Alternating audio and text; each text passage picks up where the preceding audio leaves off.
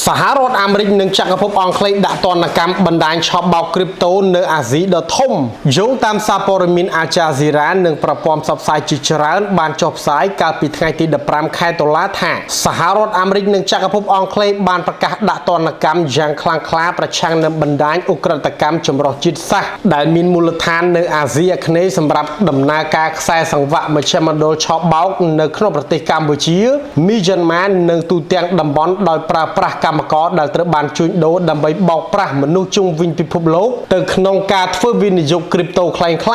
ក្រសួងរដ្ឋាភិបាលសហរដ្ឋអាមេរិកកាលពីថ្ងៃអង្គារបាននិយាយថាខ្លួនបានអនុវត្តនៅអ្វីដែលខ្លួនពិពណ៌នាថាជាសកម្មភាពដ៏ធំបំផុតមិនធ្លាប់មាននៅក្នុងតំបន់អាស៊ីអាគ្នេយ៍ដោយផ្ដោតលើមនុស្ស146នាក់ក្នុងបណ្ដាញ Prince Group ដែលមានមូលដ្ឋាននៅក្នុងប្រទេសកម្ពុជាដែលសហរដ្ឋអាមេរិកបានប្រកាសថាជាអង្គការឧក្រិដ្ឋកម្មឆ្លងដែនចក្រភពអង់គ្លេសក៏បានដាក់ទណ្ឌកម្មលើអង្គភាពនិងបុគ្គលចំនួន6ពាក់ព័ន្ធជាមួយ Prince Group ដោយបានបង្កកទ្រព្យសម្បត្តិនៅក្នុងទីក្រុងឡុងចំនួន19ដែលមានតម្លៃ$134លាន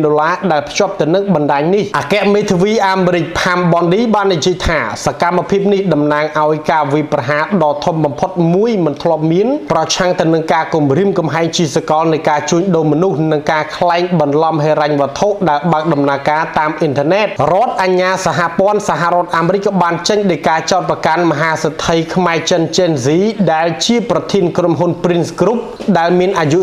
37ឆ្នាំពីបទក្លែងបន្លំតាមអ៊ីនធឺណិតនិងសំគំនិតក្នុងការលាងលុយកខ្វក់លោក Gen Z ត្រូវបានគេស្គាល់ថាជា Vincent ហើយនៅតែស្ថិតនៅក្នុងកម្រិតធំនោះអាចប្រឈមមុខនឹងការជាប់ពន្ធនាគាររហូត40ឆ្នាំប្រសិនបើត្រូវបានផ្ដន្ទាទោសលើការចោទប្រកាន់ក្រសួងយុទ្ធភ័ពសហរដ្ឋអាមេរិកបានដាក់ពាក្យបណ្ដឹងរឹបអូសដ៏ធំបំផុតក្នុងប្រវត្តិសាស្ត្ររបស់ខ្លួនប្រឆាំងទៅនឹងក្រុមនេះក្រសួងយុទ្ធភ័ពអាមេរិកក៏បានដាក់ពាក្យបណ្ដឹងរឹបអូសដ៏ធំបំផុតក្នុងប្រវត្តិសាស្ត្ររបស់ខ្លួនប្រឆាំងទៅនឹងក្រុមនេះដោយរឹបអូសយក Bitcoin ដែលមានតម្លៃជាង$14,000លានក្នុងតម្លៃបច្ចុប្បន្នជំនួយការអគ្គមេធាវី John Eisenberg បាននិយាយថាលោក Gen Z គឺជាមេខ្លោងនៅពីក្រោយអាណាចក្របោកប្រាស់តាមអ៊ីនធឺណិតដោយមេធាវីអាមេរិក Joseph Nocella បានពិពណ៌នាអំពីប្រតិបត្តិការរបស់បណ្ដាញនេះថាជាប្រតិបត្តិការក្លែងបន្លំវិនិយោគដ៏ធំបំផុតក្នុងប្រវត្តិសាស្ត្រក្រុមនេះត្រូវបានចោទប្រកាន់ពីបទដំណើរការបណ្ដាញនៃមជ្ឈមណ្ឌលឆបោកតាមអនឡាញដែលបង្កើតឡើងក្នុងគោលបំណងជាជំ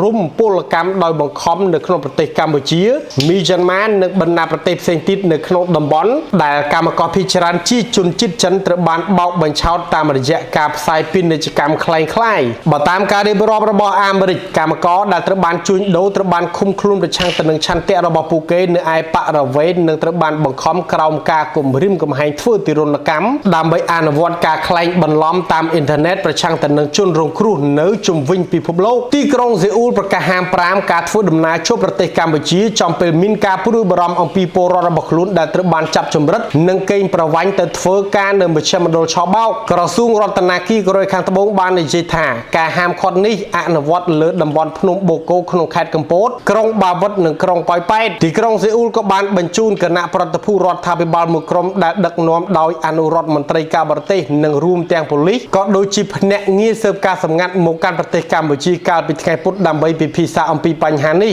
មន្ត្រីក៏បាននិយាយថាក្រុមនេះក៏នឹងធ្វើការស៊ើបអង្កេតរួមគ្នាលើការស្លាប់របស់និស្សិតកូរ៉េខាងត្បូងនាពេលថ្មីៗនេះនៅប្រទេសកម្ពុជាផងដែរនិស្សិតម្នាក់នេះត្រូវបានគេប្រទះឃើញស្លាប់នៅក្នុងរថយន្ត pick up មួយគ្រឿងកាលពីខែសីហាបន្ទាប់ពីត្រូវបានចោទប្រកាន់ថាត្រូវបានចាប់ពង្រត់និងធ្វើទារុណកម្មដោយរង្វង់ឧក្រិដ្ឋកម្មនៃមជ្ឈមណ្ឌលឆបោកក្រមមន្ត្រីនិយាយថាជនជាតិកូរ៉េខាងត្បូងប្រហែល1000នាក់ត្រូវបានប៉ាន់ប្រមាណថាកំពុងធ្វើការនៅក្នុងប្រតិបត្តិការឆបោកនៅកម្ពុជាទីក្រុងសេអ៊ូលក្រុងនឹងធ្វើមាតុភូមិនិវត្តជនជាតិកូរ៉េខាងត្បូងជាង60នាក់ដែលថ្មីនេះត្រូវបានអាជ្ញាធរកម្ពុជាចាប់ខ្លួនខណៈកំពុងធ្វើការនៅមជ្ឈមណ្ឌលឆបោកនៅចុងសប្តាហ៍នេះនៅឆ្នាំ2023អង្គការសហប្រជាជាតិបានប៉ាន់ប្រមាណថាមានមនុស្សប្រហែល100000នាក់ត្រូវបានបង្ខំឲ្យអនុវត្តការបោកប្រាស់តាមបណ្ដាញអ៊ីនធឺណិតនៅក្នុងប្រទេសកម្ពុជាក៏ដូចជាយ៉ាងហោចណាស់120,000នាក់នៅក្នុងប្រទេសមីយ៉ាន់ម៉ានិងរាប់ម៉ឺននាក់នៅក្នុងប្រទេសថៃឡាវនិងហ្វីលីពីនកាលពីខែកញ្ញាអង្គការសហប្រជាជាតិបានព្រមានថាទីមកខាងកើតកំពុងក្លាយជាចំណុចក្តៅថ្មីសម្រាប់ការឆបោកនេះដែរដោយឡែកបើតាមសារព័ត៌មាន Associated Press ជាការឆ្លើយតបរដ្ឋាភិបាលកម្ពុជាបាននិយាយកាលពីថ្ងៃពុធថាខ្លួនសង្ឃឹមថាសហរដ្ឋ អាមេរិកនិងចក្រភពអង់គ្លេសមានផតាំងគ្រប់គ្រាន់ក្នុងការតាមប្រមាញ់ក្រុមហ៊ុន Prince Holding Group និងប្រធានក្រុមហ៊ុន Gen Z